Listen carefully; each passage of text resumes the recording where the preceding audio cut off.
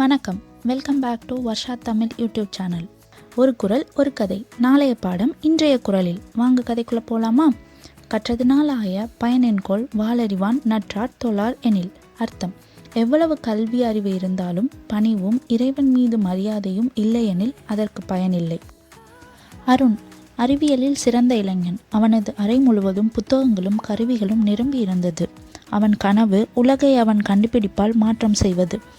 ஒரு நாள் அறிவியல் போட்டியில் முதலிடம் பெற்றான். அனைவரும் அவனை பாராட்டி புகழ்மழை பொழிந்தனர். பாராட்டுகளின் மத்தியில் அவனின் மனதில் ஒரு சிறு பெருமை முளைத்தது. அவன் இதை யாராலும் செய்ய முடியாது என்று நினைத்தான். அவன் வீடு ஆலயத்தை கடந்துதான் செல்ல வேண்டும். எப்போதும் ஆலய குருக்கள் வணக்கம் சொல்வார்கள். ஆனால் அருண் அதை பொருட்படுத்த மாட்டான். அந்த குருக்களை பார்க்கும்போது எப்போதும் சிரித்தபடிதான் கோயிலின் வேலைகளை அமைதியாக கவனிப்பார். அந்த அமைதி அருணின் மனதில் எப்போதும் ஒரு கேள்வியை எழுப்பும். சில நாட்களுக்கு பிறகு அவனது கண்டுபிடிப்பு தோல்வியடைந்தது. சிறிய தவறால் முழுவதும் சேதமடைந்தது.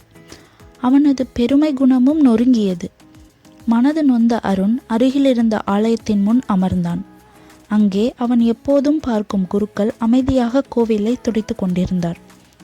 அருண் கேட்டான், ஐயா, எப்பொழுதும் இவ்வளவு அமைதியாக இருக்கிறீர்கள், அது எப்படி என்று. குருக்கள் சிரித்தபடியே, மகனே, அறிவு ஒரு தீபம், ஆனால் பணிவுதான் அதன் எண்ணெய் என்றார். அந்த வார்த்தைகள் அவனை நெகிழச் செய்தது. அவன் தலையை குனிந்து இறைவனை வணங்கினான். அவன் இதயம் இப்போது அமைதியாக இருந்தது. இன்று அருண் சிறுவர்களுக்கு அறிவை மட்டுமல்ல, பணிவையும் கற்றுக் கொடுக்கிறான்.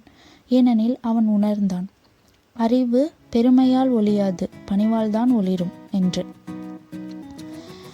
இந்த கதையோட மாறலும் உங்களுக்கு பிடிச்சிருக்குன்னு நம்புகிறேன். தேங்க்ஸ் ஃபார் வாட்சிங். மறக்காமல் சப்ஸ்கிரைப் பண்ணிடுங்க. நெக்ஸ்ட் ஒரு கதையோடு சந்திப்போம். பாய்.